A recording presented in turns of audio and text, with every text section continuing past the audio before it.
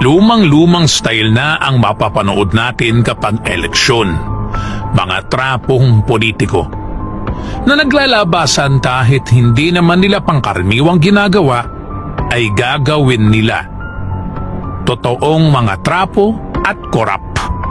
Kumita pa ang mga ito nung may bagyo at pandemya.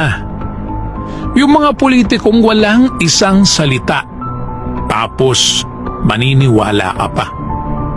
Tulad na lang ang isang taong to na binenta ang Divisoria at Harrison Plaza. Gatas na gatas rin ang MTPB.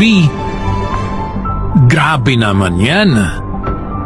Kaya gusto rin makabalik ng mga mafiyang ito ang isang trapong kanilang tinitingala para maibalik rin ang korupsyon.